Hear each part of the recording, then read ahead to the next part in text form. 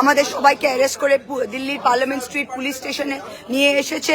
বাংলার মানুষ কালকে দেখেছে কিভাবে অমিত শাহের নির্লজ্জ পুলিশ একটা 7-8 বছরের পুরনো কয়লা কেলেঙ্কারিকে সামনে রেখে সেই অজুহাত দিয়ে ইডিকে ও প্রতীক জৈন এবং আইপ্যাকের অফিসে ঢুকিয়ে তৃণমূল কংগ্রেসের যত রাজনৈতিক তথ্য, যত আমাদের ইলেকশন, আমাদের নির্বাচনী যা তথ্য, যত সার্ভে, ক্যান্ডিডেট লিস্ট সবকিছু চুরি করার জন্য কিভাবে ইডিকে তারা প্রতীক জৈন এবং আইপ্যাকের অফিসে পাঠিয়েছে।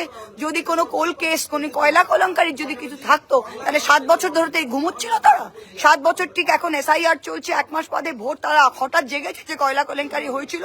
আর 7 বছরের সেই তথ্য তারা এখন প্রতীক জৈনের কম্পিউটার তার ফাইলের মধ্যে পাবে। মমতা ব্যানার্জি বাঘের বাচ্চা, কারো বুকের পাটা ছিল না। ইডির হামলা চলাকালীন মমতাদি ভেতরে গিয়ে দেখিয়ে দিয়েছে যে ভাই তোমরা যদি আমাদের জিনিস চুরি করতে আসো সেটা কিন্তু আমরা থামাবার যতটা চেষ্টা করব।